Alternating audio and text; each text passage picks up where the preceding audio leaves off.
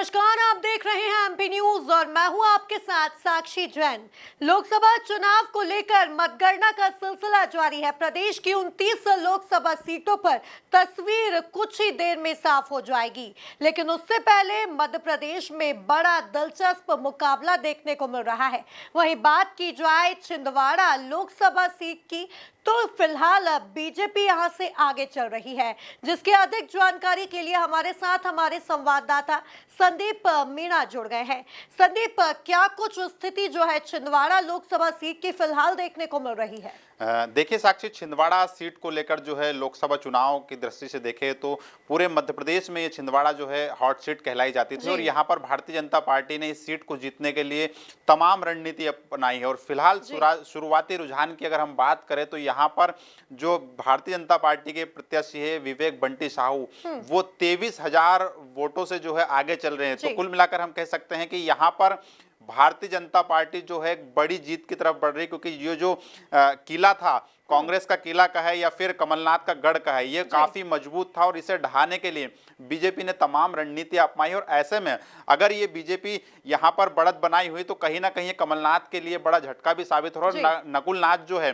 जैसे जैसे समय जो है घड़ी का कांटा आगे बढ़ रहा है, वैसे वैसे कमलनाथ जो है और नकुलनाथ की जो है हार का अंतर भी बढ़ता जा रहा। तो ऐसे में हम कह सकते हैं कि यहाँ पर भारतीय जनता पार्टी फिलहाल जोश में नजर आ रही है, क्योंकि जीत का मार्जिन लगातार जो है बीजेपी जीत की तरफ बढ़ती हुई नजर आ रही है। जी संदीप, ये तो शुरुआती रुझान आए हैं। क्या लगता है कि कमलनाथ अपने गढ़ को आगे बचा पाएंगे जैसे जैसे रुझान बढ़ता जाएगा?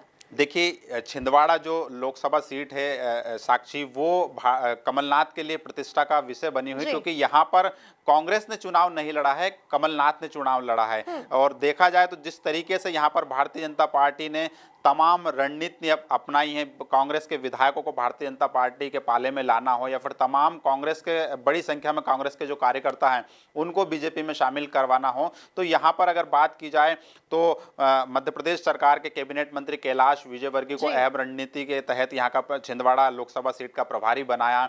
नरोत्तम मिश्रा की जो न्यू ज्वाइनिंग टोली है उसको भी अहम जिम्मेदारी दी गई। तो कुल मिलाकर हम कहें तो यहाँ पर भारतीय जनता पार्टी के जो नीति निर्धारक कहे जाते हैं, जो बीजेपी के चाणक्य कहे जाते हैं, खुद गृह मंत्री अमित शाह भी यहाँ पर आए, जनसभा की रोड शो किया। और तो और हम कह सकते हैं कि अमित शाह ने यहाँ पर डेरा भी डाला था और खुद मध्य प्रदेश के मुख्यमंत्री मोहन यादव भी यहाँ पर रात रुके थे। तो ऐसे में तमाम दिग्गज छिंदवाड़ा की सरजमी पर उतरे हैं और उन्होंने जो कांग्रेस का जो 44 साल का जो राज है वो खत्म करने के लिए पूरा जोर लगाया। तो ऐसे में हम कह सकते हैं कि ये जो छिंदवाड़ा सीट जो है वो कमलनाथ के लिए प्रतिष्ठा का सवाल है। और अगर कमलनाथ इस सीट को हार जाते हैं, कांग्रेस इस सीट को हार जाते हैं, तो कुल मिलाकर हम कह सकते हैं कि उनका कमलनाथ का जो सियासी कद है वो कांग्रेस आला कमान जो है या कांग्रेस का केंद्रीय संगठन है उसमें घटता हुआ दिखाई देगा। और फिर हम कह सकते हैं कि जिस तरीके से एक मध्य प्रदेश कांग्रेस में एक बहस चल रही थी युवा बनाम बुजुर्ग, तो कहीं ना कहीं यहाँ पर जो युवा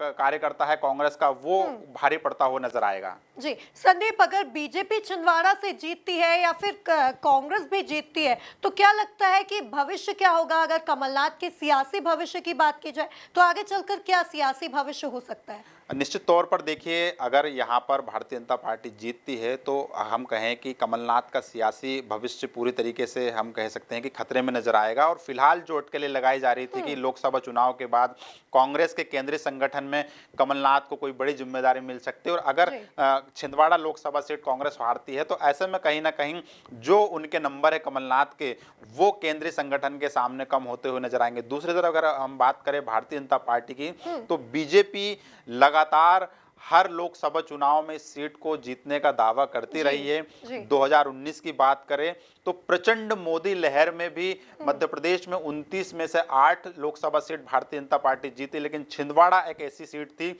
जो कमलनाथ मोदी लहर में भी नहीं हारे, नकुलनाथ वहां से सांसद चुनकर आए। तो ऐसे में भारतीय जनता पार्टी ने साक्षी इस सीट को जीतने के लिए पूरा जोर लगाया है। यहाँ पर संगठन, मध्य प्रदेश का संगठन बात करें या फिर केंद्रीय संगठन बात करें, तमाम दिग्गज नेता यहाँ पर प्रचार करने के लिए भी आए हैं। तो हम कह सकते हैं कि इस बार, क्योंकि मध्य प्रदेश में विधानसभा चुनाव जब हुए थे तो यहाँ पर जो तमाम जो हालात हैं वो बीजेपी के पक्ष में थे। 163 सीटें भारतीय जनता पार्टी लेकर आई और प्रचंड बहुमत के साथ सरकार बनाई। तो ऐसे में इस बार देखा जाए तो यहाँ पर पूरे आसार नजर आए थे और तमाम रणनीति भी अपनाई थी भारतीय जनता पार्टी ने जीतने के लिए।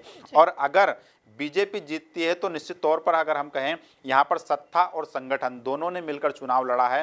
एक तरफ मध्य प्रदेश के मुख्यमंत्री मोहन यादव थे तो दूसरी तरफ बीजेपी संगठन के मुखिया वीडी शर्मा थे। दोनों 1 और 11 की जोड़ी बनकर उन्होंने पूरा चुनाव लड़ा था साक्षी यहाँ पर। तो कुल मिलाकर हम कह सकते हैं कि जब ये चुनाव जीतेगी भारतीय जनता पार्टी, लोकसभा सीट छिंदवाड़ा जीतती है तो बीजेपी के संगठन में भी कई बदलाव देखने को मिलेंगे। जी, अगर जीतती है भारतीय जनता पार्टी चुनाव छिंदवाड़ा लोकसभा सीट से तो संगठन में क्या कुछ आगे बदलाव देखने को मिल सकते हैं? निश्चित तौर पर देखिए, भारतीय जनता पार्टी के संगठन की कमान जो है फिलहाल वीडी शर्मा के हाथों में है और वीडी शर्मा का कार्यकाल खत्म हो चुका है और वो फिलहाल एक्सटेंशन पे चल रहे हैं। तो ऐसे में अगर भारतीय जनता पार्टी छिंदवाड़ा सीट जीतती है तो निश्चित तौर पर वीडी शर्मा को एक बड़ा इनाम मिलेगा और उन्हें मोदी टीम में शामिल किया जा सकता है। या कह सकते हैं कि हम मोदी कैबिनेट में, मोदी मंत्रिमंडल में वीडी शर्मा को बड़ी जगह मिल सकती है। दूसरी अगर हम बात करें मध्य प्रदेश के मुख्यमंत्री